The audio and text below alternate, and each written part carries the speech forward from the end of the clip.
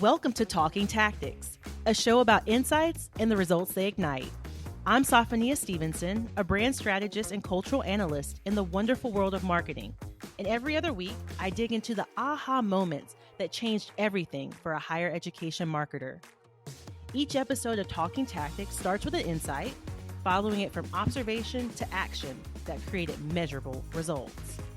We're talking about the breakthrough moments that happen with scrappy resources. And sometimes we'll even explore the tactics that, crashed and burned, because there's also value in trial and error.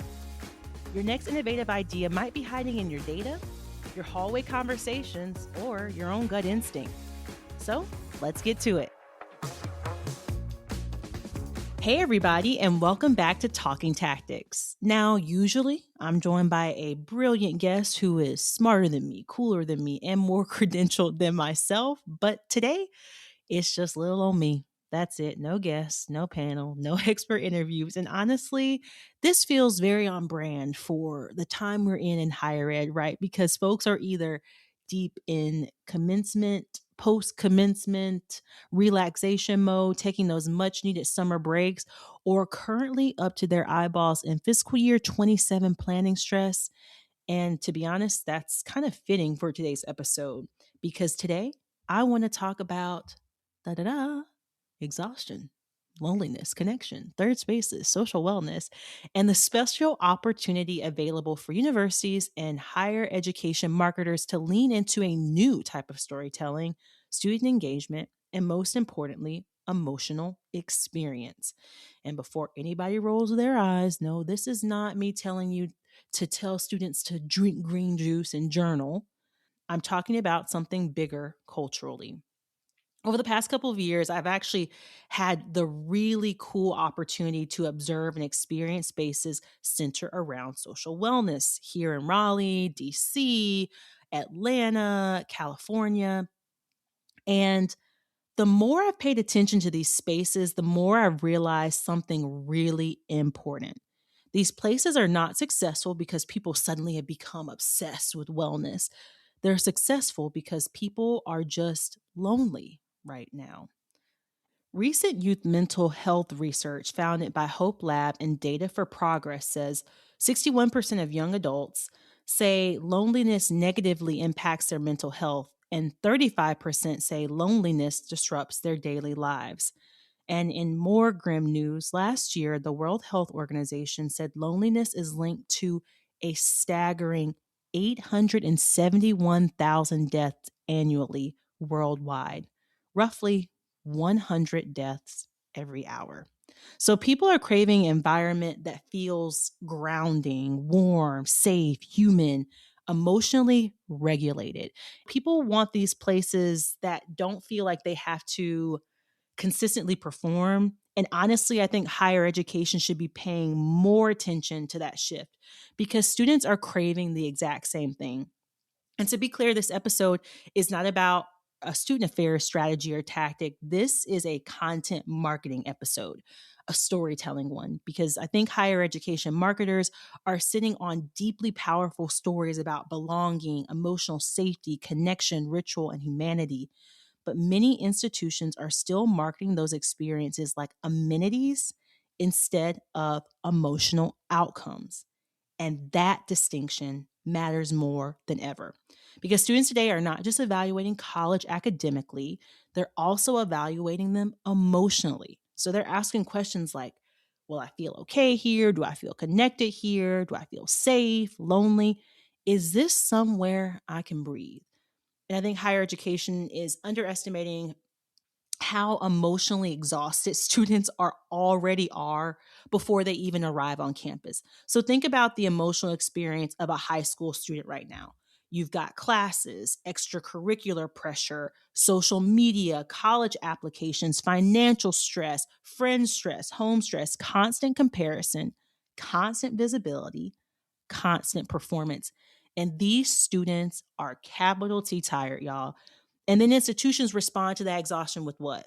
Apply now, deposit today, top rank, state of the art facilities, career outcomes, choice, choose, choose. And listen, those things matter.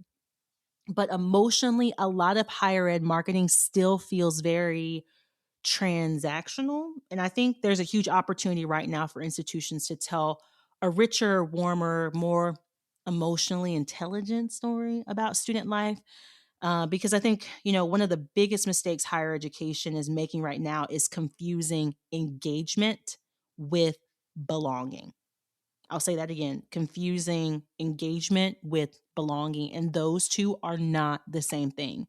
A packed student center does not automatically mean students feel connected. A giant welcome week concert doesn't automatically reduce loneliness. And a campus event with a DJ, LED bracelets, a taco truck doesn't automatically create emotional safety. And listen, I love a good campus event. I love a free snack, a theme, a chaotic mascot moment just as much as anybody else. But loneliness is not always solved by proximity. And sometimes students can be surrounded by thousands of people and still feel deeply disconnected to themselves and to the university as a whole. And so I think students are becoming more emotionally aware of that distinction, but how is higher education responding, if at all? And so I think because increasingly students are not just asking what activities are there, they're also asking themselves and really evaluating, can I build real relationships here? Will I feel seen here? Can I rest here? And is there an opportunity to exist here without constantly performing? And honestly, I think there is a rise of and that's one of the reasons for me. I think, the rise of social wellness has become super interesting in this space because culturally, wellness itself is changing. And there's an opportunity for higher education to shift language and reposition how we talk about on campus and off campus wellness resources. Because for years, overall, wellness was marketed around self optimization. So you wake up at 5, you drink your smoothie, track your sleep, you're going to fix yourself, you're going to improve yourself, optimize, optimize, optimize, become the best person you can be somehow while you're exhausted, the real grind mentality, if you will. And now wellness is becoming increasingly communal. So people wanting connection, share ritual, community centered experience, space that slows them down. So that's why we're seeing this huge rise of run clubs, social cafes, communal wellness experiences, small pop up community dinners, and even like this concept of quiet luxury, like hospitality concepts. So people are craving environments that help them emotionally regulate versus overstimulate. And honestly, colleges already have the infrastructure for a lot of this. And like that's what's fascinating to me is some universities are sitting on incredible valuable third space environments and are barely talking about them or don't talk about them in a way that articulates their clear value to students and families. So when we talk about them, we market them functionally, I guess, versus emotionally. And that's a huge missed opportunity. So let's talk about that. For anybody unfamiliar with the concept of third spaces, or now also called third places, they're spaces outside of home and work where community naturally happens.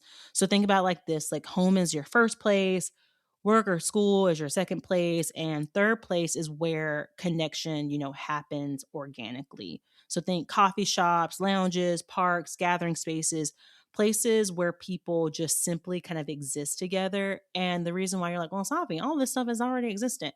Yeah, but we have to think about where we are in modern times. So much of our lives, and especially our student lives, are meta, online virtual spaces in isolation. So those coffee shops, in order to show up, you actually have to take the intentionality to kind of step out of your comfort zone now to kind of go to those places. We don't also just with city infrastructure and town infrastructure, are these places clean, safe, and accessible to a variety of different people? And so students are craving third spaces desperately now because of that.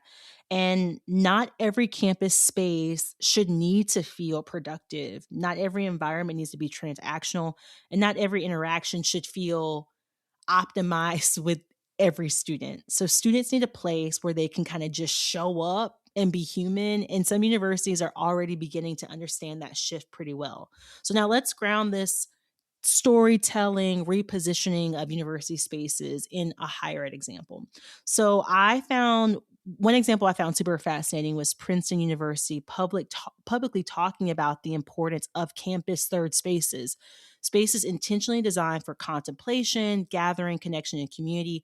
And what really stuck out was they weren't really just talking about the physical space itself. It really was the framing. And that's what this whole episode is about. It's like we have these spaces on campus that we're promoting or that we're developing or that we're repurposing, but it's the frame. And so Princeton understood something really important, that third spaces themselves are becoming storytelling assets. When a university intentionally kind of creates that environment where students can slow down, connect, emotionally reset, they're not just improving the student life, they're actually creating an emotionally resonant brand narrative as well. And really, that's the tactic. And I think higher education marketers need to start thinking and looking at campus environments differently. So, not just what is the building, but what emotional need does this space serve? And talking about that, because students do not remember square footage, right? They don't remember how you like, they do in some ways, but they also remember feeling. They remember where they laugh, where they cry, where they made a friend. And that's the real story. And so I also think about in this example, kind of Yale's interesting concept of their Good Life Center. It's a center that includes space intentionally designed for gathering, decompression. Like that's exactly how they position again and frame this. What was fascinating about this was the philosophy under it, because Yale wasn't creating a space for productivity. And for a university to be Ivy League and as well known as Yale, to kind of not backpedal, but complement this high productivity, high rigor with emotional regulation, with decompression. That honestly is kind of what was a huge culture shock for their university that's happening right now. And institutions are realizing that it's not just services they need to be offering, but they need to be thinking about emotional infrastructure. And the center includes kind of like restored and gathering spaces, music rooms, decompression environments, and community center wellness spaces that are designed in that way for connection. And again, what makes this example interesting is it's not being marketed as an amenity itself, because Yale isn't just saying, here's another student resource, use it if you need it. It's saying that we are addressing the modern student emotional reality. And again, that's a completely different story than how we've looked at our third spaces and our wellness spaces on campuses thus far. So it's not look at the building. It's we're looking at you and understanding what you're carrying mentally, emotionally, and spiritually. And that branding can be so powerful when we talk about connecting to students, because students today immediately sense when something feels performative, especially emotionally performative. And I think about how much authenticity matters. I know that's kind of like a buzzword, but it's when you're able to kind of show how these third spaces really show up for the student and are not just a, hey, here's one of our many resources and many amenities in that regard. So another example I'll also bring to tie this back down, if you want some folks to look toward as far as really good examples, in my opinion, I have really loved what the University of Arizona has done with their health promotion hideaway. And honestly, like even just the word hideaway feels emotionally intelligent to me. So like round of applause for just throwing that in University of Arizona. The space was designed as this third space that students could rest, make art, socialize, and simply exist without pressure. I also think what's interesting about this website, if you visit, there's even like a little disclaimer at the bottom that like, hey, if ever needed, this is a place where we have Narcan and fentanyl test strips, which is again very forward thinking. I think it lets students know like, hey, we're thinking ahead for potential all the needs to address kind of where students may be in the current environment. What's important here is I think it's powerful because it pushes directly against that performance culture. Students are exhausted and constantly optimizing themselves. Like that's what they're there to do at university, right? Especially when we talk about the academic side, um, and how we kind of balance those things. So students are constantly being evaluated and measured, compared, perform. So these spaces communicate you don't have to perform here, just be emotionally, magnetic. So if you're a higher ed marketer here, let's talk a little bit more about my perception as someone who has been in the brand strategy seat, copywriter, experiential design seat. Um, let's talk tactically, kind of how we can move away from market the amenity, because a tactic is market the emotional experience, right? And honestly, universities already have the space, and there's a huge opportunity to do that, right? Because there's this larger cultural shift towards social wellness in those spaces. You got to amplify it different, you got to tell richer stories, and you have to emotionally differentiate yourselves.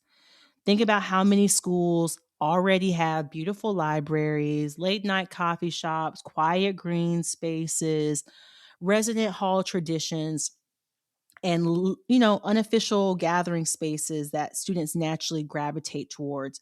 Those are your brand assets. Those are where you can create that emotional infrastructure. And schools are sometimes so focused on achievement messages, they completely overlook the power of emotional investment and emotional messaging, because higher ed marketing has traditionally centered on aspiration, outcome, success, prestige, rankings, career path. And again, all those things matter, but increasingly students are evaluating emotional fit. They are asking, can I see myself here? So now storytelling opportunities have to become late night conversations after a study session, students sitting together, communing together after finals week, quiet rituals, warmth, and kind of those exhale moments. And honestly, some of the strongest lifestyle and hospitality brands already understand that. They market feeling, and higher ed often markets facts. And I think we've got to find a balance, because we know that newer generations, younger generations are evaluating higher ed experiences the same way they're evaluating their commercial experience, their retail experience, their restaurant experience. And we need to kind of still understand what things are they're pulling out as far as differentiators and what resonates with them, because most campus tours are still so. Let's talk about campus tour, because this is one of the big areas I think that you can make the immediate adjustment if you have these third spaces and if you're able to tell that emotional connection story with your students.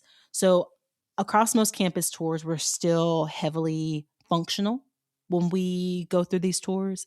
And to be honest, if there's any person, any university, any agency where their service is just rewriting campus tours and literally just contracting folks like cough cough myself to just come through and ideate and create like a killer campus tour, that would be ideal. Sorry, getting back on track here. So what we talk about is like, because we say, hey, to the right, this is our wellness center. To the left, this is our student union. This is our recreational facility. Okay, cool. But students are asking for what's kind of underneath. They're asking, what will my life look like within this building? That's the real question. I think institutions should start moving toward narrating the emotional versus operational. So, an example here is, instead of like, this is our wellness center, open 7 days a week, 24/7.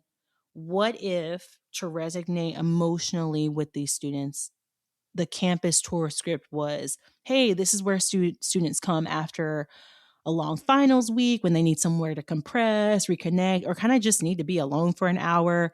And with it being open 7 days a week, 24/7, like you can take the time whenever you need it. Insert personal tour guide story. So that feels more human. Another example of that is like, these are our collaborative study spaces, and we get that all the time. Again, going back to our note of what's functional, what is operational output, right? Is saying this is our collaborative study spaces, because we automatically connect the operative study space to output, output, output, output. This is for a good grade. This is for this. This is for that. What if the framing also to kind of complement that was, hey, this is where students accidentally meet like some of their closest friends. It gets pretty busy in here when there are a lot of exams going on. And we always encourage folks like if there's an empty table or empty chair, that we share, sit together, just because we're all trying to do the same thing. And you'd be surprised by the connections you can make. Insert personal tour guide story. Again, that's the storytelling. And I think higher education marketers underestimate how emotional framing shapes perception. Because all the time, students don't fall in love with the institution through like their mission statements. They fall in love with the institution because of the moments. And there's also a retention conversation here as well, because people stay where they feel connected. And there's actual behavior evidence like that supports this. So one of the things that's really interesting, and when we talk about retention, when we talk about feeling connected, I have another example actually now I think about it. Marquette's integrated wellness and recreation center became incredibly popular almost immediately after opening. And to me, that signals something important. Like students are gravitating toward these environments that support well-being and human connection, not just academic productivity. So again, people stay where they feel seen, which means belonging is not a student affairs issue anymore. It's a marketing one. Retention is a marketing issue. It's a storytelling issue. It's a brand issue. And so institutions that understand that early on are going to have a major advantage right now. So just think about what opportunities are available for you to create that strong campus community and connections. Because again, out of all the industries, higher education has the literal space to win. We've got the buildings, we've got the gardens, we've got the seating in the auditorium, and there's an opportunity right now to reposition, amplify, and win. And it's really just a cultural conversation shift at this point toward belonging, toward emotional safety, and toward human connections. And institutions that understand how to market those experiences thoughtfully are going to feel more resonant and relevant to prospective students, because those students are going to say, okay, past the outcome, what's next? And there's a lot of different enrollment conversations that can go into that as well, because while many institutions are competing on amenities, the smartest institutions are going to compete on that emotional experience, because we know that that's where people are going to want to stay, and that's where people are thriving and doing their best, which is in turn going to give us the best outcomes. So we're not talking about perfection. We're not talking about polish or overproduced aspiration. We're talking about humanity, warmth, care, safety. And I really do think that the schools that are going to win in the next decade of enrollment may not be the schools with the loudest messaging. They may be the schools that best understand emotional intelligence and emotional experiences. The schools that know how to market the balance of achievement with exhaling, with outcomes versus belonging, and a really big one in our space, prestige with humanity. Because ultimately, students are going to choose where they can imagine belonging. We have the third spaces. We have the emotional connection stories. Lean into it and showcase those stories, because that's where higher education storytelling is headed next. And it can be a true differentiator for the campuses that get it right. Well, thanks for hanging out with me for this solo episode of Talking Tactics. Hopefully this felt maybe a little therapeutic, maybe a little bit motivating. And for all you hyper empaths out there like myself, it gives you something that you might need that can really set your university apart when you kind of can find those opportunities and really amplify the amazing emotional connection and emotional experiences you're offering your students across your institution. So thanks so much for listening, and remember to keep walking the walk and talking those tactics. I'll see you next time.